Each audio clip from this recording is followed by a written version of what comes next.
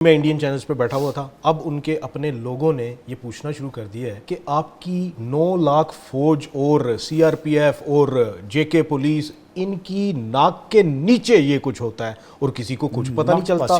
Line of control سے 400 kilometre دور ایک جگہ ہے، وہاں تک یہ پہنچ کیسے گئے؟ فیصل بھائی یہ بتائیں، آبی دہشت گردی تو اب تو ظاہر ہے جنگیں پانیوں پہ بھی ہوں گی، فوڈ انسیکیورٹی ہے اس کی طرف بھی ہے، لیکن بتائیں واٹر ٹیررزم یہ ہماری لائف لائن ہے پانی، تو اس پہ انڈیا نے شہرک پہ ایک قسم کا ہماری ہاتھ رکھا ہے. سنتاس معاہدہ آپ کے سامنے ہے، تو یہ انڈیا کہیں بلنک تو نہیں کر رہا. وہ کہتے ہیں نا چڑیا بھی پھدکتی ہے، بلنک کرنا، ڈونٹ بلنک. کسی ہمارے بڑے آفیشل نے بھی ان کو میسج دیا ہے کہ اتنا بلنک نہ کریں، ہمارے پاس ہے. تو کیا سمجھتے ہیں آپ؟ جگنو نہ بنے، جگنو کی طرح جیسے بلنک کرتے ہیں وہ نہ بنے، پھر یہ ہے کہ آپ کی ساری جو روشنی ہے وہ گل کر دی جائے گی. میرے خیال میں اس طرف کم دیکھ رہا ہوں کہ وہ کیا آبی دہشت گردی کر سکتے ہیں یا نہیں کر سکتے. میرے خیال میں وہ نیچر کے رد و بدل کی اہلیت رکھتے ہی نہیں ہیں. لیکن وہ یہ ہے کہ وہ ایک جیسے ہوتا ہے نا کہ دکھانا کچھ اور کرنا کچھ. میری نظر میں وہ یہ صرف دکھا رہے ہیں اور کرنا وہ چاہتے ہیں جو کہ اسرائیل نے فلسطینیوں کے ساتھ کیا، ایتھنک کلینزنگ جس کی کہ آن گراؤنڈ جو چیزیں ہیں وہ نظر بھی آنی شروع ہو گئی ہیں. بہت سے کشمیری سٹوڈنٹس جو کہ دوسرے شہروں میں انڈیا میں پڑھ رہے ہیں ان کو وہاں پہ نشانہ بنایا جا رہا ہے اور ایک کو مار دیا گیا ہے، اور کافی سارے ایسے جو ہیں وہ مسنگ ہیں. ابھی کیا وہ مر گئے ہیں یا کیا ہوا ہے کیا نہیں ہوا، ابھی اس کے بارے میں کوئی کلیئرٹی نہیں آئی. لیکن جو اس سارے تناظر میں ایز وی نو کہ ہمیشہ سے، جیسے کہ منسٹر صاحب نے بھی کہا کہ پہلے بھی یہ گیلری پلے کرتے ہیں اور آج بھی یہ گیلری پلے کر رہے ہیں.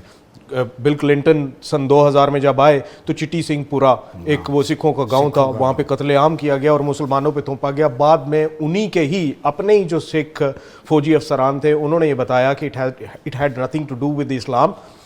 یہ سارا کا سارا رو نے خود سٹیج کیا، کلنٹن بھی مان گئے تھے، کلنٹن بھی مان گئے تھے. پھر اس کے بعد جب مودی جی یا خود ادھر جائیں یا پھر ادھر کوئی ہائی پروفائل وزٹ ہو یا پھر ان کا کوئی بھی ہائی پروفائل وزٹ ہو، اس میں یہ ہمیشہ اس طرح کی ایک چیز ضرور کرتے ہیں، اس طرح کا فالس فلیگ ضرور کرتے ہیں تاکہ وہاں پہ گیلری اچھے طریقے سے پلے کی جائے. گجرات والے جمز یہ وہی ہے جینیٹکس میں جس بندے کی سیاست کا سارا دار و مدار جو ہے وہ جینوسائیڈ کے ارد گرد گھومتا ہو، اس کے ذہن میں ایک ہی سلوشن سارے پرابلمز کا ہوگا اور وہ ہے جینوسائیڈ. میری نظر میں یہ اس سارے واقعے کی تناظر میں جیسے اسرائیل نے سہارا لیا حماس کی اس کارروائی کا، جو کہ حماس جب پینیٹریٹ ہوئے اور حماس نے بھلے کچھ بھی نہیں کیا لیکن انہوں نے تھوپ دیا کہ انہوں نے یہ بھی کیا، انہوں نے وہ بھی کیا. حالانکہ یہاں دیکھا جائے تو جسٹیفائیڈ ہے سیلف ڈیفنس میں، وہ اپنے رائٹس کے لیے لڑ رہے ہیں.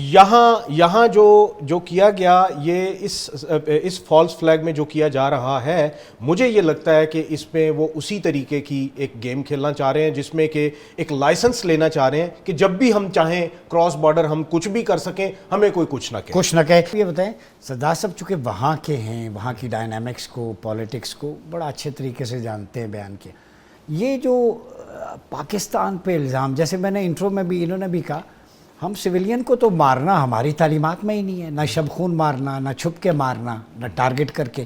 ہمارے نزدیک ڈیفنس ہے کہ جب آپ کو گھروں سے نکالا جائے، ظلم کیا جائے تو اپنے دفاع کے لیے نکلو، جہاں مسلمانوں پہ ظلم. تو یہ تو ہماری ریلیجس فلسفی کے خلاف ہے. تو آپ کیا کہتے ہیں اتنا بڑا جھوٹ؟ اور جیسے عبداللہ حمید گل صاحب نے کہا کہ وہ تو ایک آرٹیفیشل انٹیلیجنس، اب تو ڈیپ سیک اور ڈیپ فیک تک بات چلی گئی ہے. اس میں ویژولائزیشن کے ذریعے آپ لاشیں وہاں پہ کر سکتے ہیں. اب تو مردے سے بات ہو سکتی ہے، اس کو دیکھ سکتے ہیں. اب وہ ٹیکنالوجی ایڈوانس ہو گئی ہے. تو کیا یہ میڈیا، سوشل میڈیا یا آرٹیفیشل انٹیلیجنس کے تھرو ایک پروپیگیشن آف وار جو ہے اس کی سیریز تو نہیں ہے؟ بالکل ایسے ہی ہے. اور آپ نے جو فوٹیجز بھی دیکھی ہوں گی نا، وہ ان سے کافی اس طرح کا سینٹیمنٹ کریٹ کرنے کی کوشش کی گئی جو کہ اسرائیل نے کی تھی.